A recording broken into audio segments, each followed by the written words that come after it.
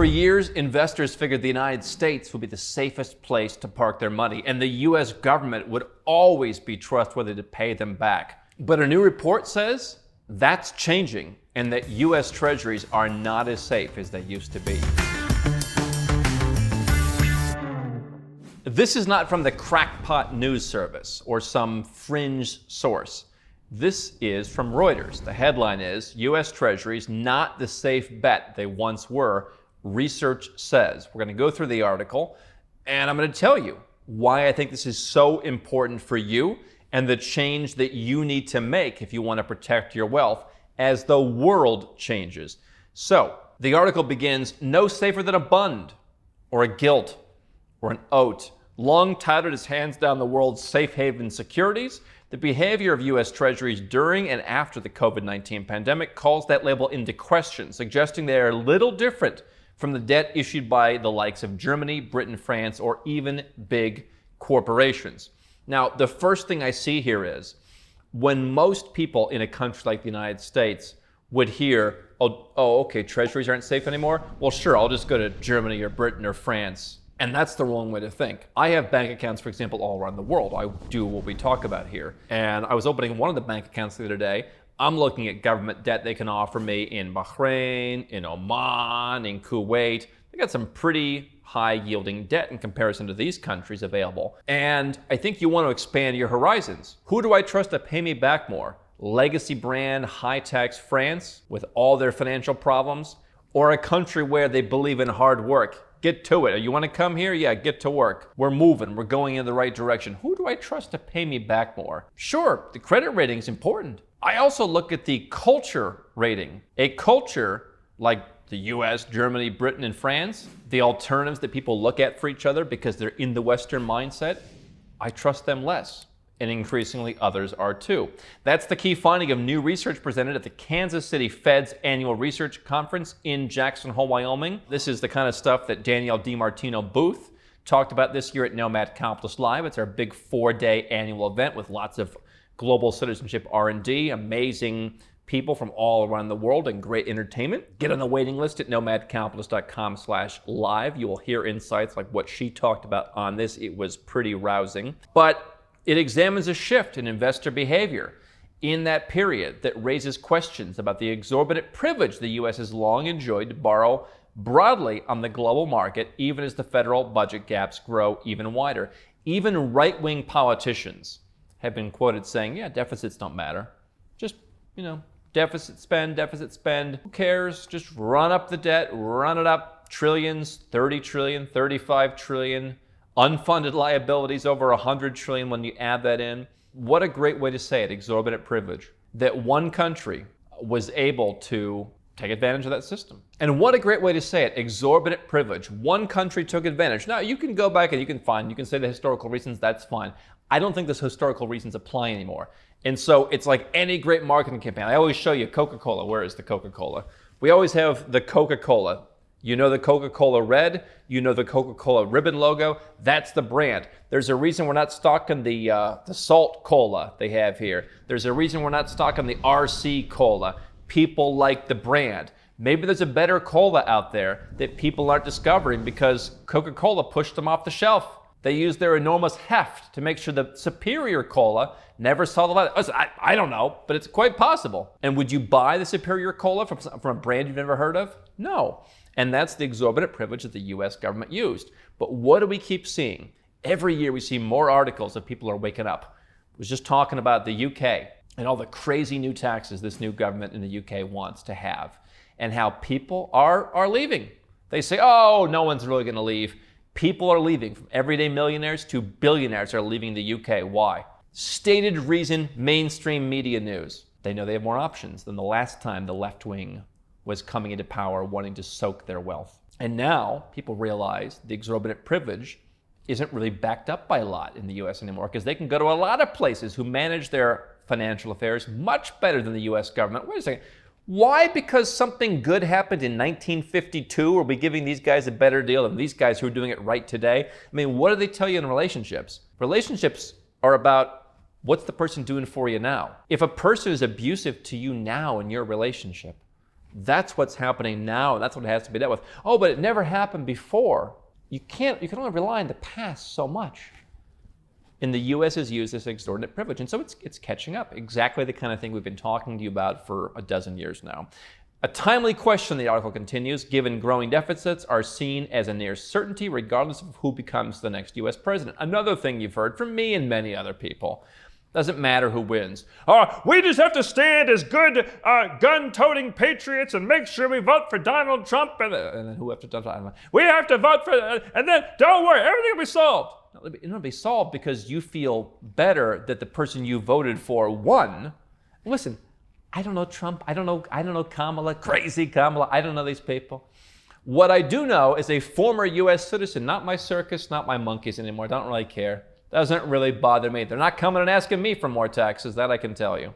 I don't understand, being in my predicament, looking at the U.S. or looking at any of these high-tax countries from afar, the idea that if only the right wing gets in charge. By the way, I didn't live in the United States. The right wing is more likely, in my opinion, to tax people who don't live in the United States than the left wing.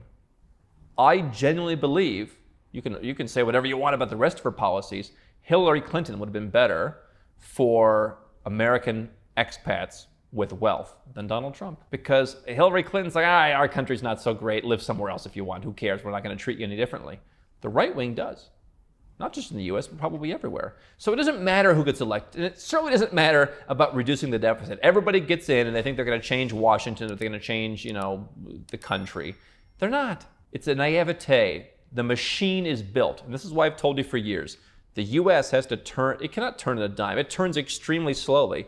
So once things start going in the wrong direction, it's extremely hard to turn that ship around. If something ever went poorly in Liechtenstein, you just, boop, you turn the thing right around. That's why we've talked a lot about small countries. I think small countries, they're often forced, not all of them by any means, but there's plenty of good ones where they're forced to have fiscal discipline. Why? They don't have the exorbitant privilege. So they just run their affairs properly. They also are forced to give their citizens a certain amount of greater freedom. There are also certain, this is why you want to have residence and citizenship in some of these smaller countries that no one's ever heard of, because they're not used to having power and privilege. And so therefore the entire ethos of how they operate is different, whether it's financial, whether it's for your personal freedoms. Especially if you're an American, you will feel a difference. We host Nomad Capitalist live in Malaysia. It's not the smallest country. It's about 35 million people. People come to Kuala Lumpur like, oh my God, I just feel more free. Oh, this feels different. You will feel the difference when you go to a country that does not have the power and the privilege. It's not giving you the boost you think it is. New York University's Roberto Gomez Cram, London Business School's Howard Kung, and Stanford's Hanno Lustig also threw into question the assertion that the Treasury market was dysfunctional in that period, as asserted by the Fed when it launched its massive bond buying, or just rationally pricing the risk of a massive unfunded spending shock, then being prepared in response to the health emergency. The researchers looked at the behavior of the Treasury securities during the pandemic shutdown, when yields shot higher not just for U.S. debt, but for bonds issued by nations around the globe. They found that investors did not, as they had during previous episodes of global financial stress, pile into Treasuries and drive up their value. Instead, investors marked down Treasuries much as they did for bonds from other countries. Meanwhile, the Fed responded to the spike in U.S. Treasury yields as if it were a result of market dislocation. It could have been anything we did. They said, buying up bonds to bring back order to the world's usually most liquid debt market, as they had during the global financial crisis. And so the article goes on, and of course, some folks at the U.S. Treasury disagree, et cetera, et cetera. You can find that on Reuters or on Yahoo Finance. Here's the one thing that I look at from the Nomad Capitalist perspective. If you buy Treasuries, you don't get anything in return. Now, just give me a second to explain. You can go to other countries around the world. You can go to St. Lucia, and you can buy government debt. They'll give you citizenship. There's a country most people don't think about a lot. I'm a St. Lucian citizen. I go places. You know what the remark is when I go to some places? I don't travel to a lot of countries with that passport. When I do, oh wow, St. Lucia, I don't see that very much. How are things on the island? Why did you come here? Don't you like your island? Like, ha ha ha, come, oh, that's great. Not so much when you're coming in a passport where it's like, oh yeah, you guys are a pain in the butt. Yeah, we deal with your people. We deal with your embassy. You guys are a bunch of jerks. Now, who cares to a certain extent?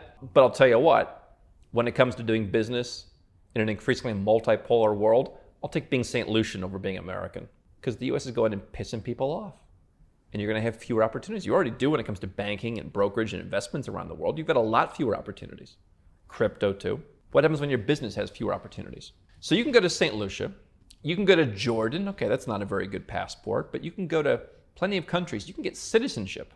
And if not citizenship, you can get a residence permit where you can go and live in that country.